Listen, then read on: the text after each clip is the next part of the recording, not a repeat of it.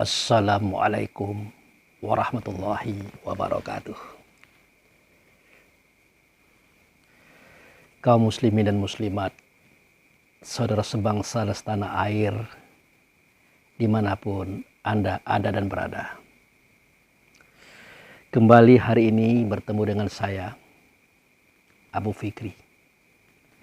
Sekarang sudah pukul 2:30 atau setengah 3 pagi. Momen ini sengaja saya pilih untuk memudahkan hati ini tersambung kepada Allah dan Rasul-Nya di tempat pertemuan dengan Tuhan, agar kajian yang berat ini dapat disampaikan dengan baik. Karena tidak mudah memahami sesuatu yang tidak biasa. Selama ini kita memahami bahwa kita punya ruh, kita punya jiwa. Hewan tidak punya ruh, hanya punya jiwa. Kita punya akal, fikir, hayal, paham, dan ilmu.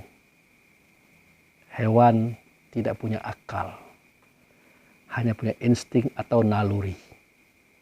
Ternyata hewan itu memiliki akal, fikir, tetapi tidak sampai ke hayal, tidak sampai ke paham, tidak sampai ke ilmu. Terjadinya perbedaan antara kita dengan hewan bukan karena kita lebih daripada dia, tidak. Tetapi cara Allah mengaturnya itu dengan cara pengaturan fisik tubuh badan jasad atau casing. Dari situlah diatur kapasitas akal fikir daripada setiap makhluk itu. Pada seri yang pertama daripada kajian kita ini, di akhirnya itu saya menyampaikan tentang pertemuan Abi Hurairah dengan seorang guru besar. Seketika beliau menjaga Baitul Mal. Baitul Mal dalam artian itu adalah tempat pengumpulan benda-benda zakat berupa uang, emas, perak, seperti kurma, gandum, jawawut, dan macam-macam itu. Kemudian beliau didatangi oleh seorang asing. Kemudian orang itu mencuri sampai 3 kali. Yang terakhir orang itu mengajarkan kepada Abi Hurairah sesuatu yang belum diajarkan oleh Rasulullah kepada Abi Hurairah. Dan di situ terbuka rahasia yang luar biasa. Bahwasanya orang itu mengatakan Muhammad itu adalah sesuatu yang tidak biasa dikatakan orang. Ini adalah masalah pemahaman. Di situ dikatakan oleh orang itu, coba Pak Abi Hurairah, Anda bacakan ayatul kursi. Seketika Abi Hurairah membaca, Allahu la ilaha illa huwal hayyul qayyum. Diterjemahkan, Allah itu tidak Tuhan, kecuali Dia itu Tuhan. Dia adalah yang hidup, Dia adalah yang berdiri. Jadi Abi Hurairah sempat mendalami ungkapan ini kepada orang asing tadi. Bagaimana mungkin kalimat ini bisa terjadi? Ya, orang asing itu mengatakan, ya begitulah Allah dan Rasul menyampaikan kepada kita.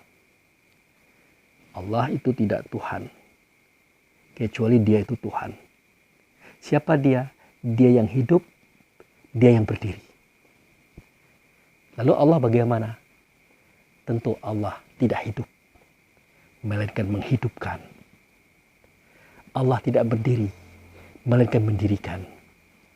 Jadi kapasitas Allah itu jauh lebih tinggi daripada Tuhan itu sendiri. Lalu siapakah Tuhan itu? Tanya Abi Hurairah kepada orang asing tadi. Tuhan itu adalah Rasul, Nabi yang hari ini engkau bersama dengan Dia. Nah, ini kalau di Indonesia kan rawan kalimat ini, saudara. Karena kebiasaan kita mengartikan Tuhan itu adalah Allah. Padahal Tuhan itulah sesuatu yang amat kuat, sesuatu yang amat besar, sesuatu yang tinggi kedudukannya di sisi Allah. Peranannya adalah menyatakan suara, menyatakan kata, menyatakan perbuatan Allah di atas alam semesta. Nah, kalau kata orang Malaysia, itu namanya Tuang Agung. Kalau kata orang Inggris, Lord.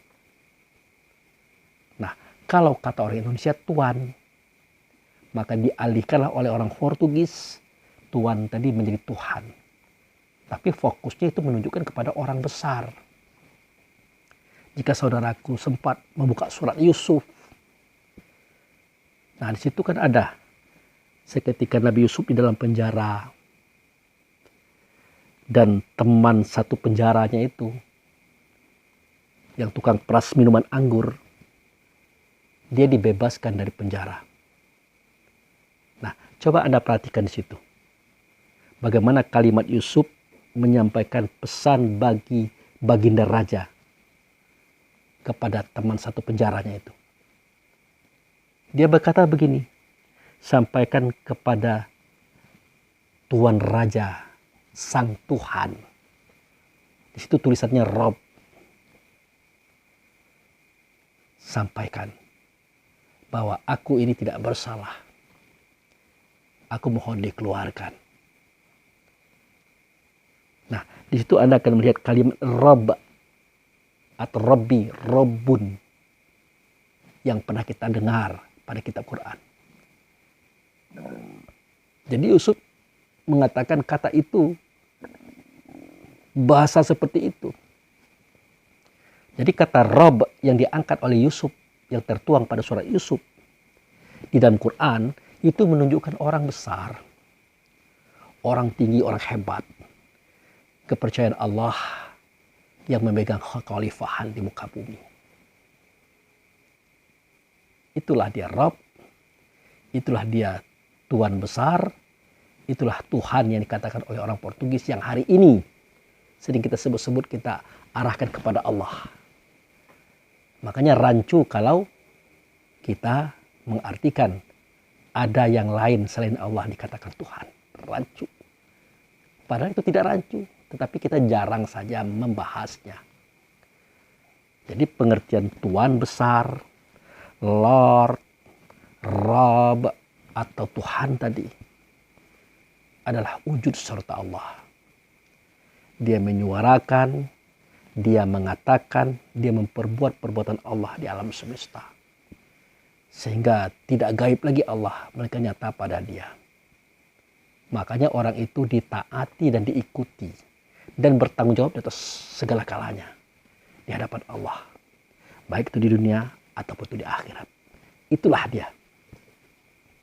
Makanya persoalan Rasulullah Sallallahu Alaihi Wasallam ini kita temukan dia dalam kalimah, yaitu surah Ali Imran ayat 79. Nah, coba kita perhatikan di sini. Di situ dikatakan oleh Allah yang dinyatakan oleh Rasul yang tertuang pada kitab ini, bunyinya begini. Maka li basyarin ayyutiyahullahu bil kitaba wal hukma wa nubuwata tsumma yaqula linnasi kunu ibada ilayya min dunillahi. Nah, di situ ada kalimat yang berbunyi, tidak patut bagi seorang manusia yang Allah berikan kepadanya Alkitab, hikmah dan kenabian. Lalu ia berkata kepada manusia, hendaklah kamu menjadi penyembahku selain Allah. Tidak patut. Jadi seseorang yang diberikan jabatan kerasulan, kenabian, dan diberikan hikmah dan kitab, tidak patut dia mengatakan kepada manusia, sembah oleh kamu akan daku selain Allah. Tidak patut. Nah, timbul pertanyaan, apakah seorang rasul, seorang nabi, seorang wali bisa berkata seperti itu? Tentu tidak mungkin. Tidak mungkin, saudara. Lalu mengapa keluar ayat ini? Nah, ini menjelaskan kepada kita bahwa semua rasul, semua nabi, semua wali, semua ulama, semua kiai, semua ustadz semestinya apa yang dia suarakan, apa yang dia katakan, apa yang dia buat dalam kajian-kajian ini, semuanya tidak dia katakan dari dirinya. Tidak dia katakan dari dirinya. Kalau itu yang dia lakukan, makanya itu tidak patut. Tidak patut. Orang akan kagum kepada dirinya. Orang akan tadaruk kepada dirinya. Itu yang dimaksud dengan tidak patut orang yang diberi kenabian, kerasulan, hikmah, ilmu tentang kitab, mengajak orang lain menyembah dia selain daripada Allah. Itu yang dimaksud. Yang benar apa? Yang benar adalah suara ini, kata ini, perbuatan ini, keterangan ini adalah Allah yang punya. Kalau saya hanya menyuarakan saja, mengatakan saja, memperbuat saja semua perbuatan Allah, itulah wujud pengabdian. Itu yang benar. Nah, orang-orang yang berperan seperti inilah yang disebut dengan Robbu, Robbaniun. Yang kita katakan Tuhan tadi. Nah, kita sambung ayat tadi. Sambungan ayat tadi mengatakan, walakin kunu robbaniyina bima kuntum tu'alimuna li kitaba wa bima kuntum tadarusuna. Apa terjemahannya? Hendaklah kamu menjadi penyembahku selain Allah. Itu keliru kata Allah. Tetapi katakanlah, hendaklah kamu menjadi orang-orang yang robbaniun, dikarenakan kamu mengajarkan kitab dan mempelajarinya. Jadi kita memang tidak boleh mengatakan suara ini, kata ini, perbuatan ini adalah perbuatan saya. Hanya karena kita diberikan hak kerasulan, kenabian, kewalian, keulamaan, keustadzan. Tidak boleh. Seketika itu yang kita lakukan, itu yang maksudnya kita mengangkat diri kita sebagai saingan Allah, syarikat Allah. Itu tidak boleh.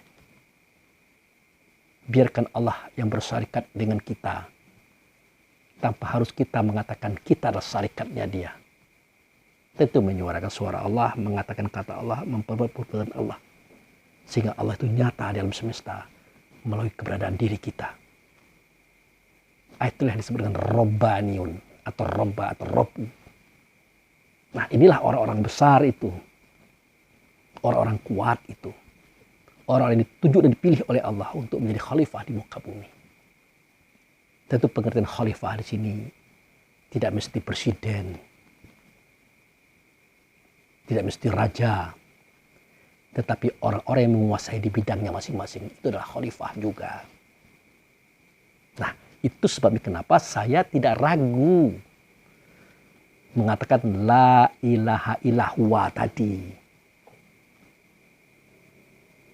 Jadi tidak adalah Allah itu Tuhan, kecuali dia itu Tuhan. Nah, itu. Saya tidak ragu. Siapa dia yang hidup? Siapa dia yang berdiri? Kalau Allah tidak hidup, melainkan menghidupkan. Kalau Allah tidak berdiri, tetapi mendirikan. Nah, itu yang dimaksud dalam kalimat ini, saudara. Tapi kalau tidak jelaskan seperti ini, ngeri. Tiba-tiba, wah Pak Abu Fikri mengatakan Muhammad itu Tuhan. Memang ada keterangannya, tapi tetap rancu. Karena kita tidak biasa mendengarkan kata itu. Padahal runutannya adalah Rabb yang ada pada kitab Quran. Itu pernah dipakai oleh Nabi Yusuf mengatakan raja, penguasa yang Allah amanahkan kekuasaan padanya. Artinya, itu tidak aneh jika diberikan kepada siapapun. Apalagi kepada Rasulullah. Nah, begitu saudaraku. Jadi, kita kembali kepada cerita tentang hewan tadi. Karena materi masalah hewan ini adalah materi yang berat. Karena tidak biasa disampaikan orang.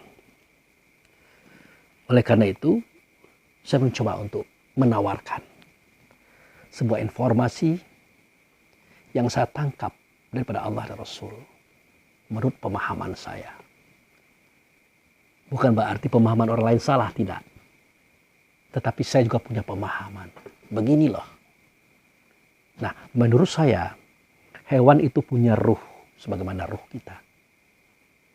Menurut saya, hewan juga punya akal sebagaimana akal kita. Tetapi akalnya itu hanya sebatas pikir. Tidak masuk kepada tingkat hayal, paham dan ilmu. Tidak. Nah, baik kita mencoba membuka lembaran demi lembaran keterangan itu. Bahwasanya pada kitab Quran, yaitu surat Al-Anbiya ayat 21, seperti yang sudah kita dengarkan juga, Allah berfirman, Inna hazihi ummatukum ummata wahidata wa ana rabbukum fa'buduni.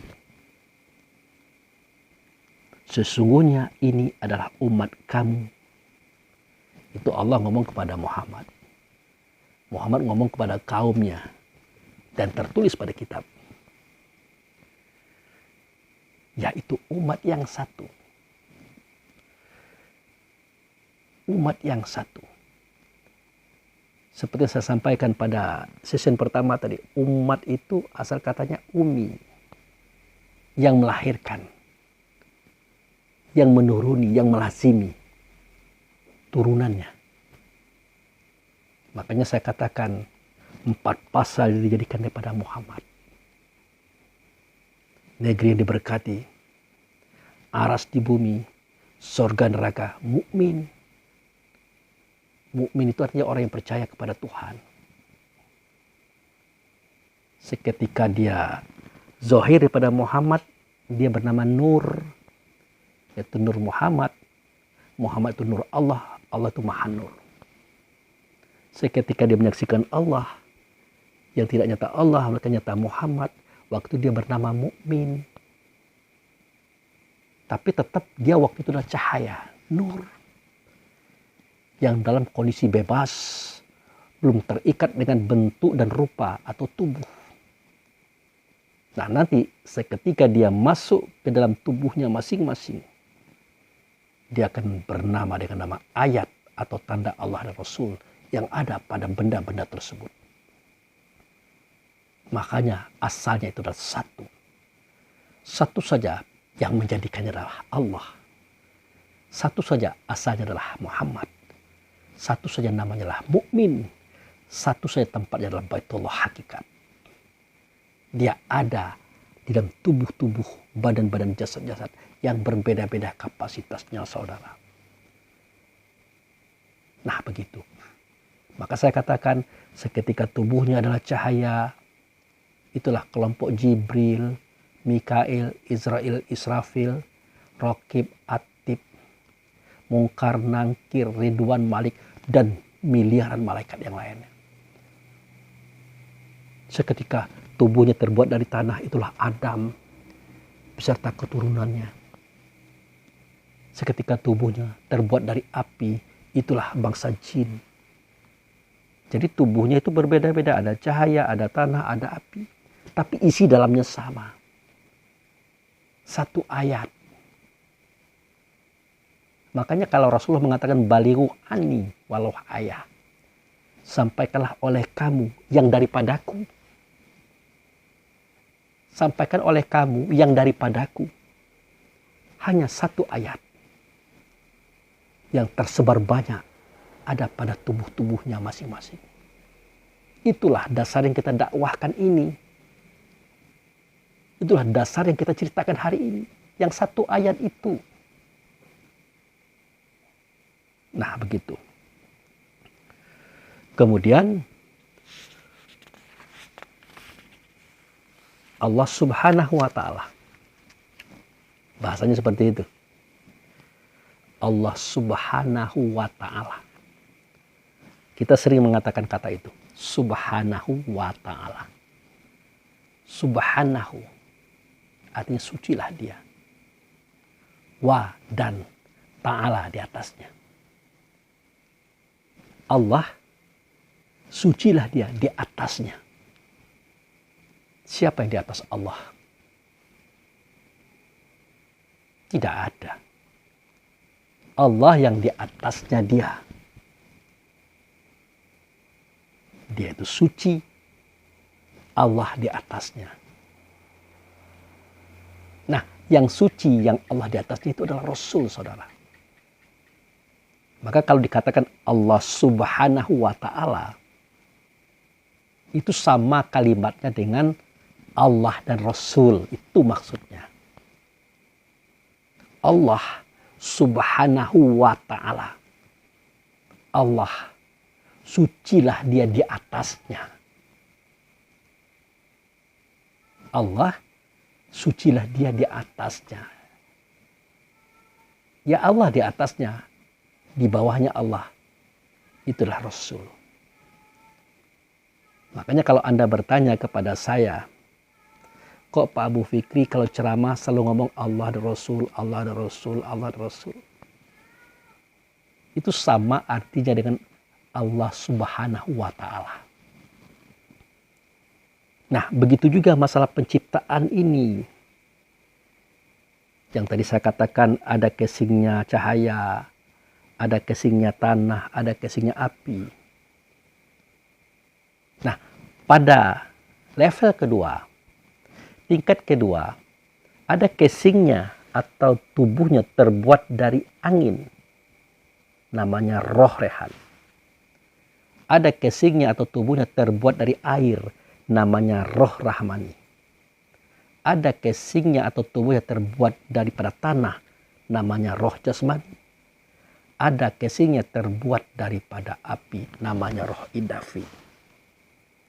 Nah, seketika roh angin, roh air, roh tanah, roh api bernama dia dengan rehan, rahmani, jasmani, idafi disatukan oleh Allah.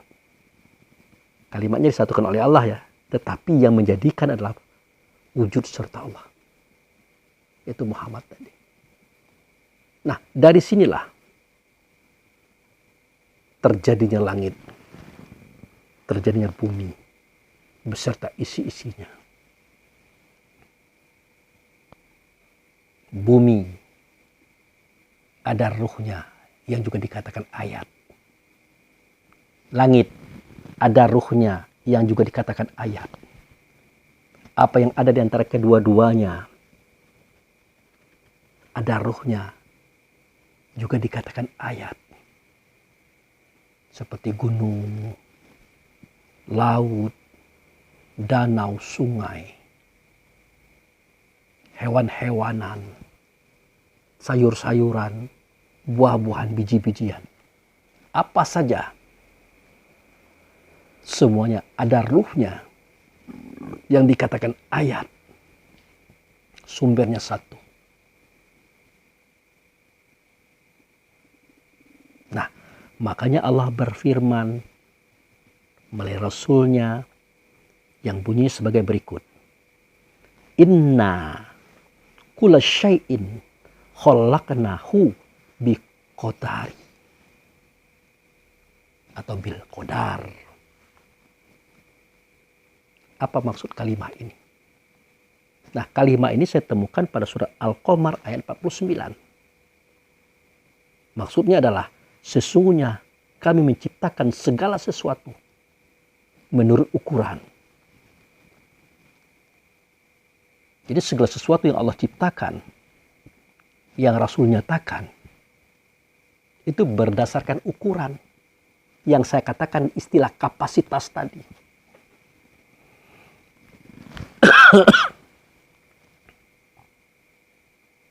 Tetapi isi dalamnya mereka itu sama. Ukuran itu dimunculkan oleh Allah dan Rasul melalui badan, tubuh, jasad, fisiknya atau casingnya.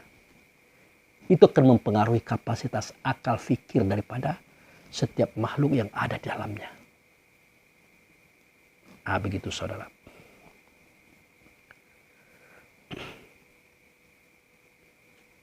Nah, oleh karena itu perlu kita lihat lagi.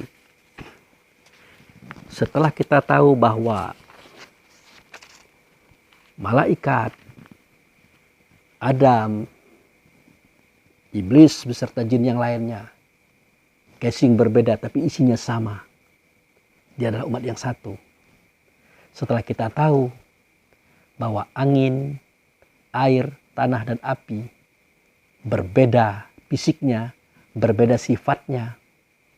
Kalau angin dia berhembus, kalau air dia membasahi, kalau tanah dia menumbuhkan, kalau api dia membakar. Semua itu adalah efek daripada fisiknya. Tetapi yang di dalam fisik itu sama. Sama, saudara. Lalu kenapa tiba-tiba fungsinya berbeda? Itu efek daripada keadaan fisiknya yang berbeda-beda. Dari situlah kodrat dan ketentuan Allah itu dimulai. Terhadap semua nur Muhammad. Terhadap semua mukmin, terhadap semua ruh, terhadap semua ayat ini terjadi dalam semesta. Jangan kita lupa itu. Nah, di sini dikatakan lagi oleh Allah Subhanahu wa taala tentang beberapa hal yang Allah akui sendiri, yang Rasul nyatakan sendiri.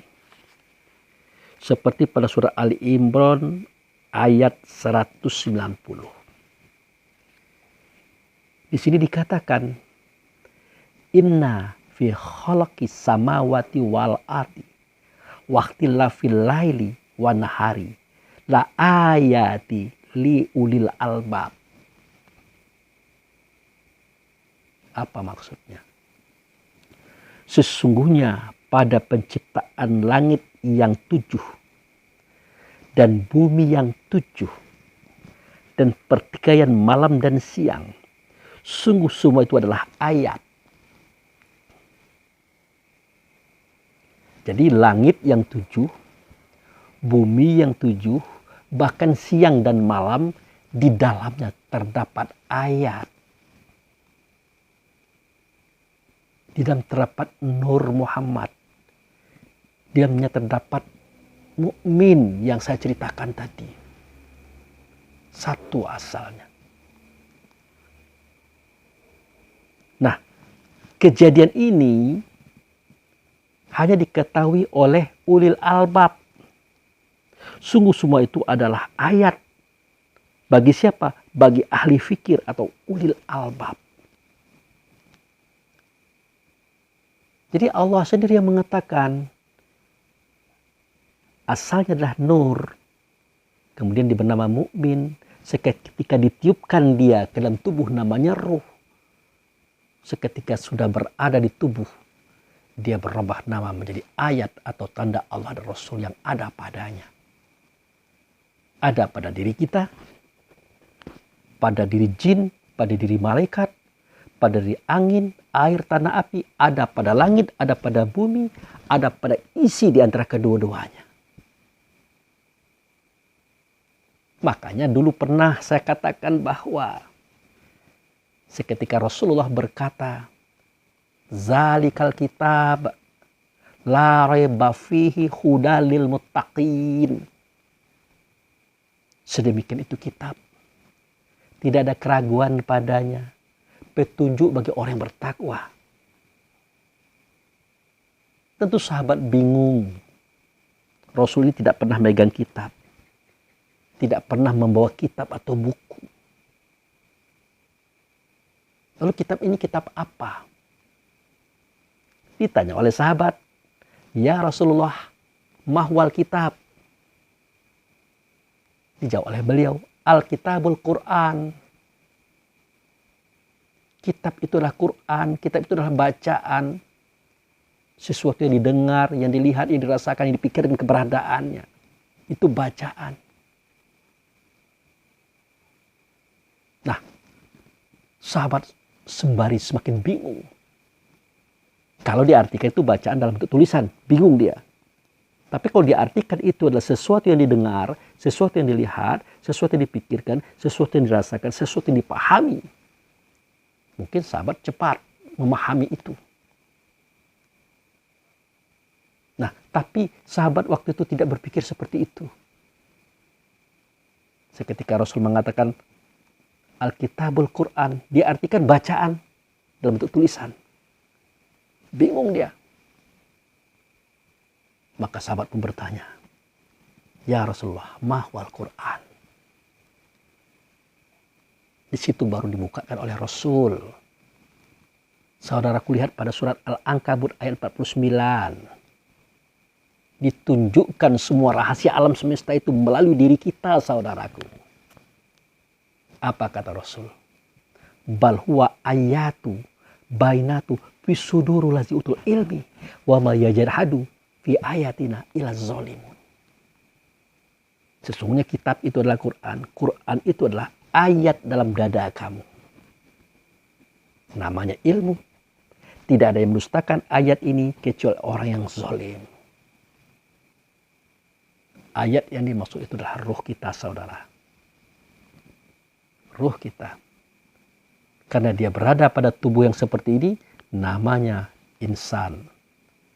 Kalau dia berada pada tubuh onta, gajah, kerbau, sapi, kambing, ayam, burung, ikan, maka namanya hewan. Tapi tetap ayat juga di dalamnya. Nah, begitu. Jadi Allah menjelaskan segala sesuatu yang ada di langit dan di bumi itu melalui keberadaan diri kita. Karena kitalah penyebab terjadinya alam semesta ini dengan izin Allah. Loh, kok bisa begitu? Lah iya. Itu bisa saudaraku lihat pada sifat 20. Semua kita tahu bahwa ada kalimat yang berbunyi. Kalau di dalam kajian sifat 20 itu kan ada, kalau saya tidak salah itu 4 macam itu. Ada sifat Allah, wahdaniyat. Ada namanya solbiyah. Ada namanya ma'ani, ada namanya ma'nawiyah.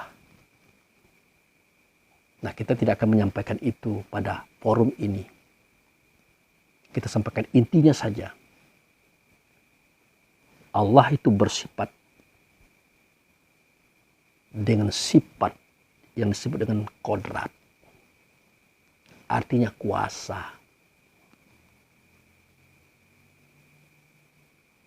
Allah bersifat kodrat, artinya kuasa.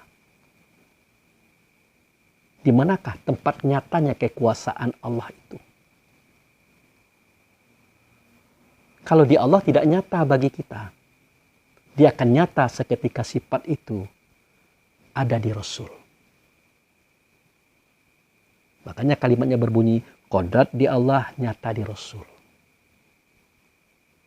Rasul itu kuasa menjadikan, kuasa menciptakan, kuasa membuat segala sesuatu dengan izin Allah. Karena Rasul itulah wujud serta Allah. Ingat, mindset kita jangan diarahkan kepada Muhammad bin Abdullah yang ada di bawah langit ini, yang ada di atas bumi ini. Ini cerita tentang dimensi luar. Biar kita mudah memahami. Jadi kodrat di Allah, nyata di Muhammad kodrat itu, kuasa itu. Makanya seketika beliau didatangi oleh sahabat, karena sahabat dicemoohkan oleh orang Yahudi dan Nasrani, termasuk Majusi juga, mengatakan kajian Muhammad dan sahabat-sahabat itu cetek, dangkal. Kan di situ kejadiannya. Seketika Rasul mengatakan kepada sahabat, walau sa'al tahum Man khalaqas samawati wal ard. Coba kamu tanyakan kepada mereka itu. Siapakah yang menciptakan langit dan bumi? Ya pasti mereka mengatakan Allah.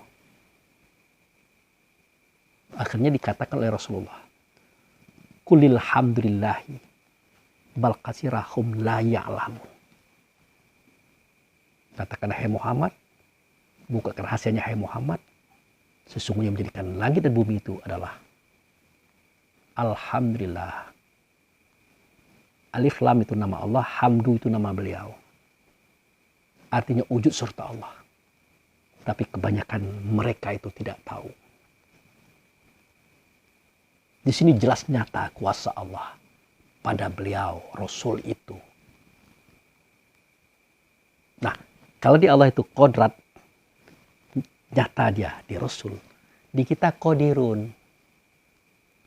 Di kita kodirun. Artinya dikuasakan.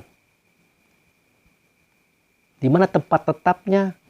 Di otak kuasa berpikir. Di tulang kuasa berdiri. Di urat kuasa bergerak. Tidak boleh otak rusak. Kalau otak rusak tidak bisa kita berpikir. Tidak jadi kita berkuasa. Tidak boleh tulang rusak. Kalau tulang rusak kita tidak bisa berdiri. Tidak jadi kita berkuasa. Tidak boleh urat rusak. Kalau urat rusak kita tidak bisa bergerak. Tidak jadi kita berkuasa. Jadi kodrat di Allah nyata, di Rasul di kita kodirun. Tempat tetapnya, tempat tegaknya adalah otak kuasa berpikir. Tulang kuasa berdiri, urat kuasa bergerak. Nah, masuk kita kepada sifat yang kedua. Irodat di Allah. Artinya Allah berkehendak. Di mana nyatanya kehendak Allah? Nyata di Rasul.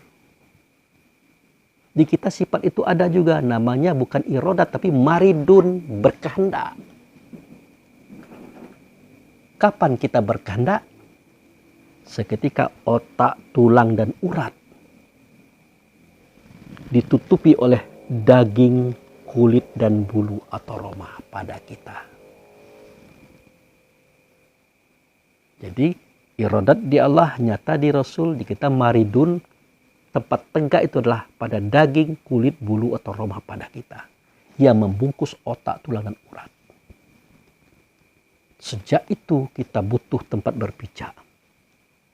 Kita butuh atap. Kita butuh angin untuk bernapas. Air untuk minum. Tanah untuk menanam tumbuh-tumbuhan. Api untuk memasak segala sesuatu. Kita butuh bintang untuk arah. Kita butuh bulan untuk hitungan. Kita butuh matahari untuk penerang dan pemanas. Kita butuh segala-galanya. Berdasarkan irodat Allah yang nyata pada Rasul, di kita maridun, tempat tegaknya pada daging, kulit, dan bulu atau roma pada kita. Maka dari situlah sebabnya kenapa alam semesta ini Allah jadikan. Dan ini terdapat pada surah Al-Baqarah. Wallazi khalaqalakum ma fil ardi jami'a. Dialah yang menjadikan segala sesuatu yang ada di permukaan bumi ini. Semuanya untuk kamu. Sumasawahu bisamai. Sab'a samawah. Kemudian dia pun lanjut ke langit. Juga untuk kamu. Semuanya untuk kita, saudara. Nah, begitu ceritanya itu. Sehingga terjadilah langit, bumi beserta isinya adalah untuk kita. Nah, ini hanya bisa terjadi, terkatakan, terucap bagi hamba Allah yang disebut dengan ulil albab. Hamba Allah yang mau berpikir terhadap apa yang Allah ciptakan. Nah, makanya saya ulang kembali kalimahnya.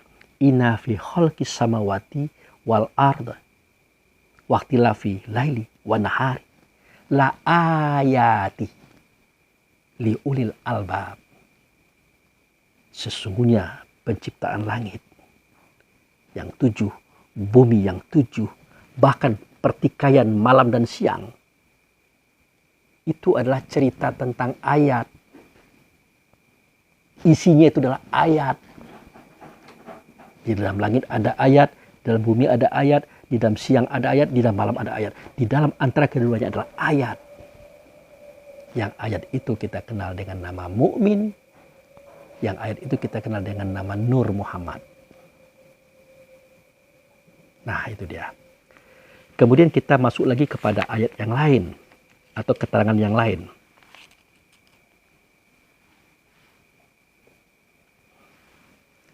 Ini lebih tegas lagi, yaitu surat Asy-Syura, surat nomor 42, ayat 29, yang bunyinya, wa min ayatihi khalqus samawati wal ardi wa ma batsa fihima min dabbati wa huwa ala jam'ihim iza matsa'u qadir. Apa maksudnya? Dan sebagian daripada ayatnya menciptakan langit dan bumi. Jadi ayat tadi tidak semuanya dijadikan manusia, tidak. Sebagiannya ada dijadikan malaikat. Sebagiannya ada yang dijadikan jin. Sebagiannya lagi ada yang langit. Sebagiannya lagi ada yang bumi. Sebagiannya lagi ada di antara langit dan bumi. Jelas kalimat itu, saudara. Nah, dan sebagian daripada ayatnya menciptakan langit dan bumi. Itu. Dan menjadikan makhluk pada kedua-duanya.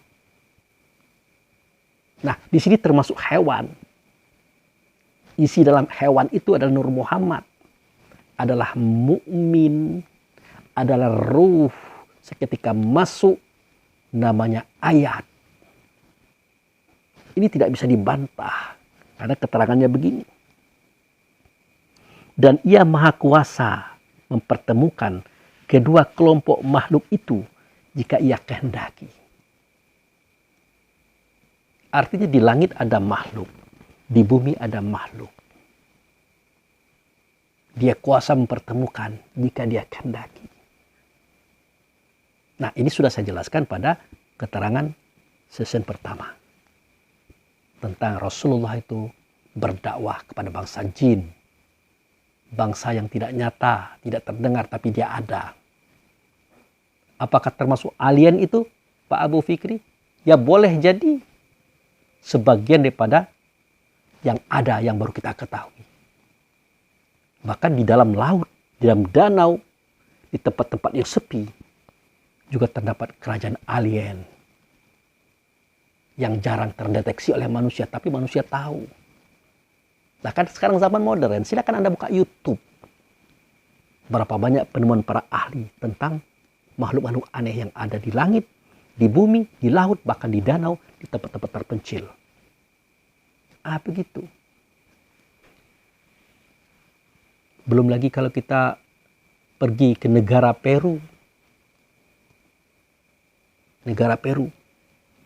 Di negeri itu kalau kita lihat dari atas, apalagi dari satelit, nyata itu.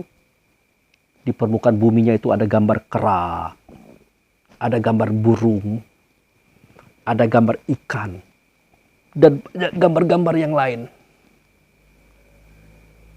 Siapa yang bisa melukis itu? Pasti orang-orang besar, orang-orang hebat, orang-orang yang bisa meneliti sesuatu dari atas. Silakan Anda lihat di YouTube itu ada. Tapi setelah kita dekati, gambaran tadi adalah bentuk-bentuk batu-batu atau lubang-lubang. Yang persis kayak gambar. Bahkan ada gambar telinga, gambar mata, gambar hidung. Itu menunjukkan kebesaran Allah yang mereka tulis. Konon kabarnya merupakan sejarah. Peru itu pernah masyarakatnya hampir punah. Karena kelaparan, karena kesulitan. Tiba-tiba datanglah sekelompok makhluk Tuhan dengan kenderaannya. Kalau di dalam relief yang mereka temui oleh para ahli tadi, kendaraan itu persis kayak piring terbang. Nah, orang-orang inilah yang membuat irigasi, yang mengajarkan cara membuat sawah, cara membuat kolam, cara bertanam dan macam-macam. Orang-orang inilah yang memberikan kebaikan-kebaikan kepada masyarakat Peru pada waktu itu. Tentu Peru belum bernama Peru. Akhirnya setelah selesai semua itu, mereka pun terbang. Makanya orang Peru pada saat itu mengatakan, itulah dewa langit. Dewa itu bukan Allah, tetapi wujud serta Allah yang memberi bantuan yang baik kepada makhluknya. Dewa langit. Jadi jangan cepat kita mengatakan dewa begini jelek, tidak. Dewa itu adalah bahasa lain daripada wujud serta Allah. Tetapi ingat, ini tidak berbicara tentang Muhammad loh. Ada hamba Allah, hamba Rasul yang bisa berbuat seperti itu dalam kehendak Allah dan Rasul. Itu ada. Makanya kita orang-orang yang mengaji ini, termasuk saya ya, kalau saya membaca Al-Quran ini tidak lancar karena saya bukan ahlinya. Saya bukan qori, saya juga bukan hafiz. Tapi saya punya tangan bisa mencatat. Jika Anda mendengar saya membaca lambat, itulah saya. Tetapi catatan ini, keterangan ini menolong. Menjelaskan apa yang pernah saya pikirkan, yang pernah saya rasakan, yang saya selami. Tentang alam semesta ciptaan Allah ini. Tentu di tempat pengkajiannya. Di mana? Lihat Al-Isra ayat 1. Subhanallazi asra bi'abdihi laila minal masjidil haram ila masjidil aqsa. Allazi barakna haulahu linurihu min ayatina. Innahu was-sami'ul basyir. Disitulah kita belajar tentang ayat, saudara. Disitulah dibukakan oleh Allah dan Rasul rahasia ayat, saudara. Jangan Anda tanyakan mana dalilnya, mana tulisan Qur'annya, mana hadisnya. Anda pikirkan saja benar apa tidak kisah ini. Itu yang penting. Nah, Maha Suci Dia yang telah memperjalankan hambanya dari Masjidil Haram ke Masjidil Aqsa. Jelas Masjidil Haram di sini bukan yang kita bayangkan hari ini. Jelas Masjidil Aqsa di sini bukan Masjidil Aqsa yang kita bayangkan hari ini, karena dia berbicara itu di saat Masjidil Haram belum menjadi Masjidil Haram. Di saat Masjidil Aqsa belum ada. Nah, Subhanallazi asra bi abdi laila minal masjidil haram barakna haulahu, diberkatilah di sekitarnya itu. Nah, siapa yang datang ke situ? Disitulah linuriyahu min ayatina. Siapa yang datang ke situ akan kuperlihatkan tentang ayat, tentang kisah. Innahu was-sami'ul basir. Sesungguhnya Allah itu, Rasul itu Maha mendengar dan Maha melihat. Yang pendengarannya itu ada di kita, namanya Sami'un. Yang pelihatannya itu ada pada kita, yaitu Basyirun. Itulah alat untuk kita mempelajari persoalan ini, saudara. Oke, kita lanjut. Kemudian kita temukan lagi beberapa keterangan tentang makhluk, terutama hewan yang kita bicarakan hari ini. Dijelaskan oleh Allah Subhanahu wa Ta'ala, terdapat pada surat Al-An'am, surat nomor 6, ayat 38. Di situ berbunyi kalimah yang bunyinya begini. Wa ma min dabbatil fil ardi wala ta'iri yotiru bijannahaihi illa ummamun amsalakum ma faradna fil kitabi min syai'in summa ila rabbihim yuhsyarun. Perhatikan ayat ini.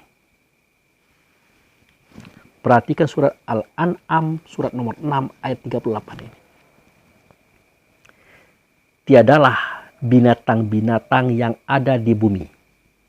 Ini kata binatang ini sebenarnya kasar. Sebagusnya, tiadalah hewan-hewan yang ada di bumi. Dan burung-burung yang terbang dengan kedua sayapnya. Melainkan umat juga seperti kamu. Umat itu asalnya umi. Umi itu yang melahirkan, yang menzohirkan, yang mengadakan daripada umat itu sendiri. Itu kembali kepada yang sama dengan kita, saudara. Tiadalah kamu alfa. Tiadalah kami alfa akan sesuatu pun dalam Alkitab. Kemudian kepada Tuhanlah mereka dihimpunkan. Apa beda dengan kita? Kita datang daripada Tuhan, kita harus kembali kepada Tuhan. Mereka juga datang daripada Tuhan, akan kembali kepada Tuhan. Kenapa begitu samanya? Ya karena dia berasal daripada yang satu. Wahdaniyat tadi.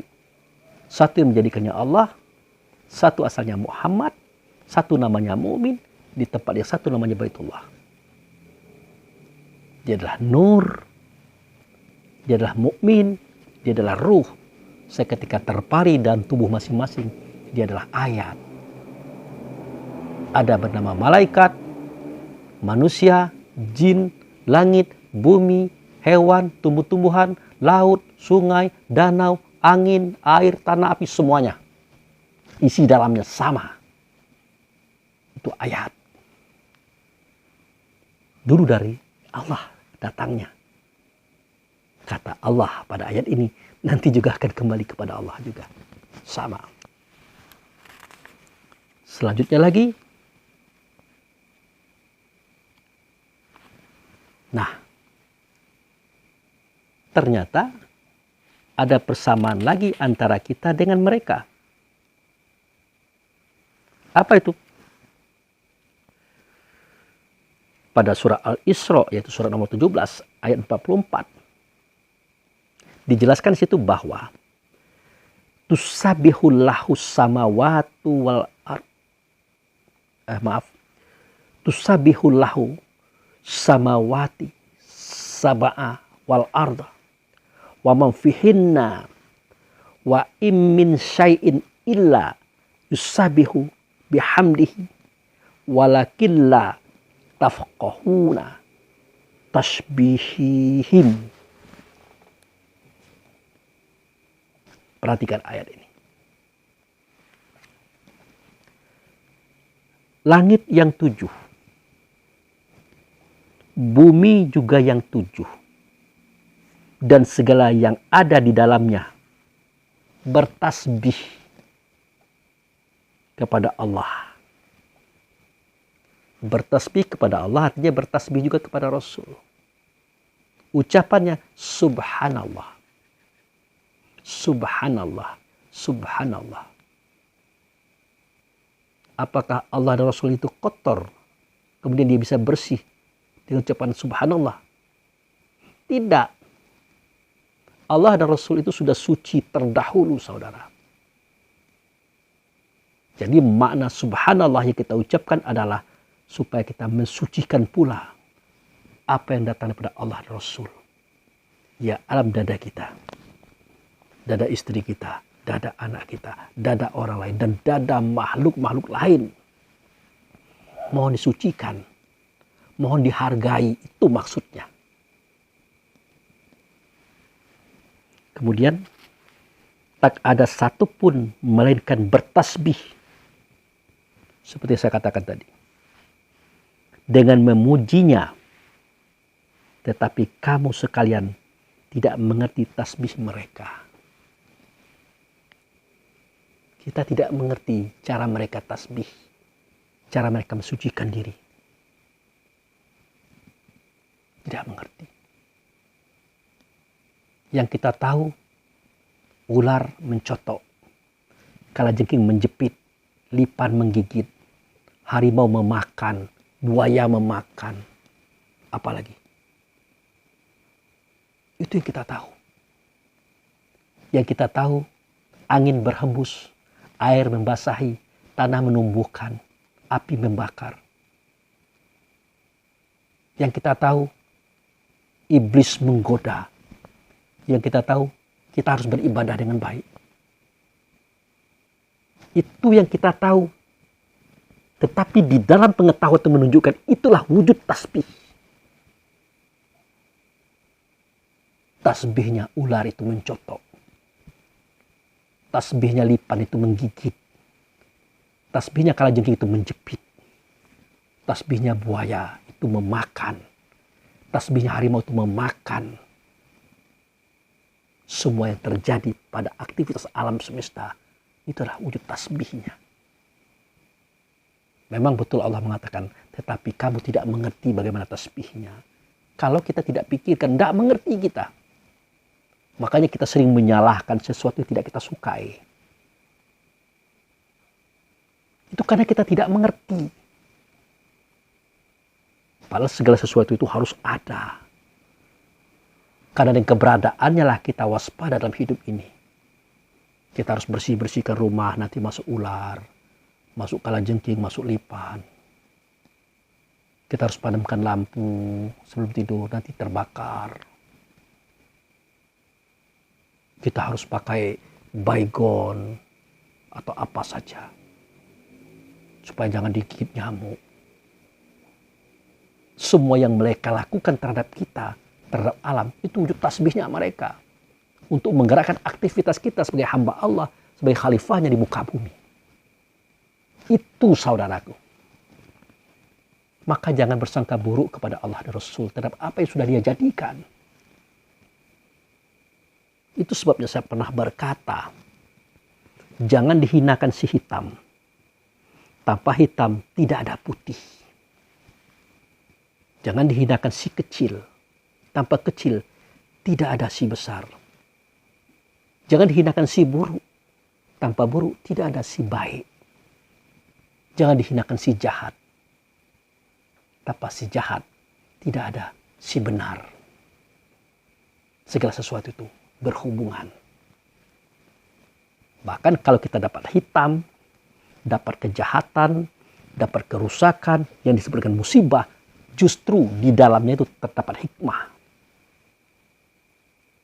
Di dalam musibah itu terdapat hikmah. Tidak pernah kita dengar, oh aku kaya ini hikmahnya ini. Oh aku bersenang-senang itu hikmahnya ini. Tidak ada. Hikmah itu selalu ada. Di balik semua musibah saudara. Makanya ini bagian pada tasbih alam semesta. Tujuan adalah untuk memotivasi kita. Hidup wajar dan benar. Menurut ketentuan Allah dan Rasul di dalam kehidupan ini. Itu. Nah, itu tadi adalah beberapa keterangan yang menjelaskan keberadaan hewan tadi. Nah, sekarang kita masuk kepada cerita lain. Kalau tadi kita bercerita tentang dia bertasbih, sekarang kita akan melihat bahwa dia juga sholat. Nah itu. Dia juga sholat. Ya sholat itu dalam pengajian kita adalah menghubungkan rasa diri kita kepada Allah dan Rasul di tempat yang sudah ditetapkan. Itu sholat. Tujuannya apa? Untuk wanaza'na ma fi sudurihim min ghillin tajri min tahtihal anhar. Supaya dicabut penyakit hati dalam dada kita. Sehingga kita sehat. Sehat rohani, sehat fisik. Itu untuk kita. Tapi kalau sholatnya langit, sholatnya bumi, sholatnya hewan kepada Allah dan Rasul, tentu berbeda tujuannya, sesuai dengan kapasitas. Ini ayatnya. Surat An-Nur, surat nomor 24, ayat 41. Di situ kita dapatkan kalimat yang berbunyi, Alam taro annallaha yusabbihullahu maupis samawati wal ardi wa toiru sofati kulu qad alima solatahu wa tasbihahu wallahu alimun bima yaf'aluna. Hebat saudara. Tidaklah kamu tahu atau adakah kamu melihat bahwasanya Allah kepadanya bertasbih apa yang di langit dan apa yang di bumi. Dan juga burung-burung dengan mengembangkan sayapnya masing-masing. Dan Allah telah mengetahui cara sholat mereka. Ya pasti tahu Allah. Pasti tahu Rasul. Untuk apa Allah jelaskan? Supaya kita tahu. Langit juga sholat. Bumi juga sholat. Isi alam semesta ini sholat. Termasuk hewan pun sholat saudara. Keterlaluan kalau kita manusia tidak sholat. Itu maksudnya. Hewan pun menghubungkan rasa dirinya kepada Allah dan Rasul. Di tempat pernyataan itu. Ini keterangan dari Allah dan Rasul. Bukan keterangan dari saya. Nah itu. Mereka juga sholat. Mereka juga bertasbih. Dan Allah Maha mengetahui apa yang mereka kerjakan. Artinya yang tadi kita tidak tahu. Allah beritahu kepada kita hari ini. Melalui surat An-Nur nomor 24 ayat 41. Mereka sholat. Kemudian, ini hadis-hadis ini menjelaskan kepada kita bahwasanya wa innal malaikat latada'u ajnahataha ridoli tolibi ilmi wa innal alima la yastaghfiruhu lahu ma fis samawati wa ma fil ardi wal hitanu fil jufi ma. Apa maksudnya? Sesungguhnya para malaikat merendahkan sayapnya sebagai keredaan kepada para penuntut ilmu. Nah itu dia. Kepada para pelajar yang mau membedah, mengkaji ciptaan Allah semesta ini. Dan sungguh orang yang berilmu akan dimintai ampunan oleh penduduk langit dan bumi. Penduduk langit dan bumi meminta ampunkan kepada Allah dosa-dosa kita yang mau belajar ini saudara. Bahkan ikan yang ada di dasar laut. Ikan itu hewan loh. Yang kita katakan tidak punya ruh, yang kita katakan tidak punya akal. Tapi maaf, dia punya akal, dia punya fikir, sebatas itu saja. Dia tidak punya hayal, tidak punya paham, dia tidak punya ilmu. Kalau dia punya ilmu, habis kita. Nah nanti kita jelaskan itu. Sampai ikan di laut pun mendoakan kepada Allah dan Rasul untuk kita. Apa artinya itu? Kemudian, nah ini lagi. Ini sebuah hadis Nabi. Nah, itu hadis Nabi ya, yang saya baca tadi hadis Nabi. Itu hadis Abu Daud, Tirmizi, Ibnu Majah yang dikutip dari sebuah kitab Mirkatul Mafatih Juz 1 halaman 295. Itu yang saya baca tadi. Itu bagi kita ahli kitab silakan cek. Nah, ini lagi.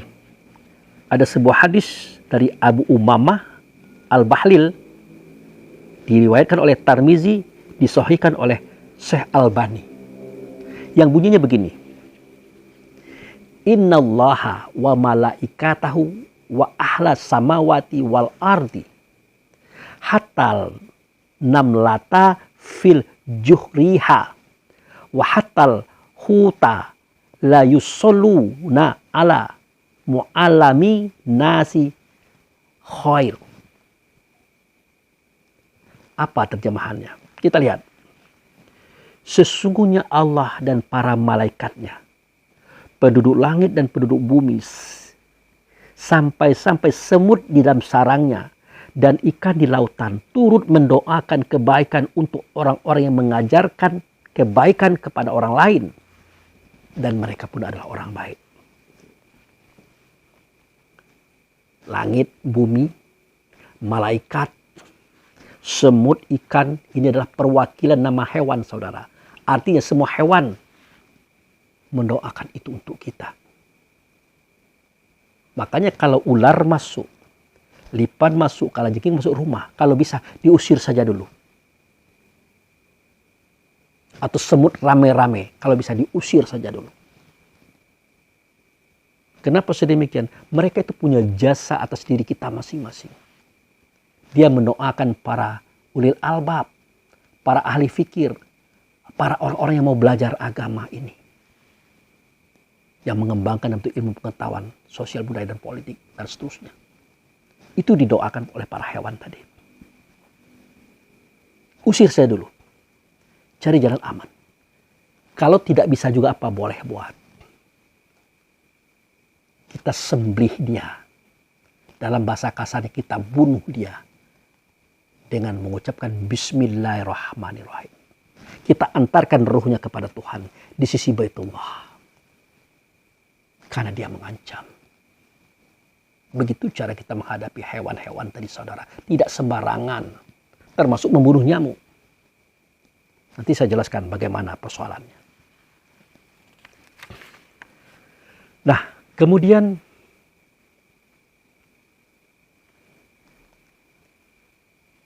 di sini dikatakan hewan pun diqisas.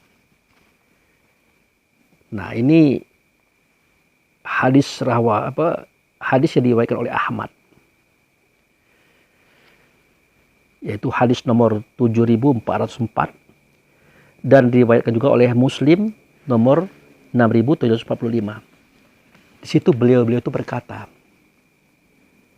la tu'aduna hukuku ilal ahliha yaumal qiyamati hatta yuqoda lisyati jalha'i min syati qoro'anai. Nah, ini sengaja saya angkat hadis ini supaya jadi pertimbangan kita. Di sini dijelaskan bahwa sesungguhnya semua hak akan dikembalikan kepada pemiliknya di hari kiamat. Sampai dikisas. Dari kambing yang tidak punya tanduk kepada kambing yang bertanduk. Jadi apapun yang kita buat terhadap makhluk-makhluk Allah. Terhadap langit, terhadap bumi, terhadap laut, sungai, danau, sayur-sayuran, biji-bijian, buah-buahan, hewan-hewanan. Ada pertanggungjawabannya loh.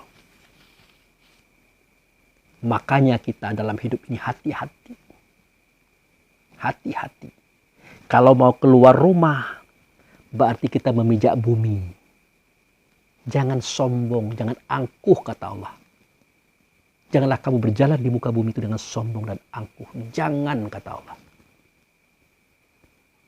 Kenapa? Ada ceritanya. Langit ada ceritanya. Hewan-hewanan ada ceritanya. Nanti saya sampaikan. Nah, ini kita masuk kepada penjelasan yang agak terakhir. Kenapa agak terakhir? Karena belum terakhir. Saudaraku kaum muslimin dan muslimat. Saudara sebangsa dan setanah air dimanapun Anda dan berada. Dahulu Allah Subhanahu wa Ta'ala pernah menjelaskan sesuatu. Nah, penjelasan itu insya Allah saya akan sampaikan pada session berikut. Yaitu session ketiga. Kenapa sedemikian Pak Abu Fikri? Karena durasi kita sudah melebihi 1 jam. Durasi video kita. Namun saya simpulkan di sini bahwa wahdaniyat itu satu saja yang menjadikannya Allah, satu saja asalnya Muhammad, satu saja namanya mukmin, satu saja tempatnya adalah Baitullah Hakikat. Nur Muhammad, dia bernama mukmin, dia bernama ruh, dia bernama ayat ada dalam setiap tubuh makhluk Allah. Baik langit, bumi, ataupun apa yang ada di antara kedua-duanya, termasuk tubuh kita. Dia adalah ayat. Demikian, terima kasih. Wabillahi taufiq wal hidayah. Assalamualaikum warahmatullahi wabarakatuh.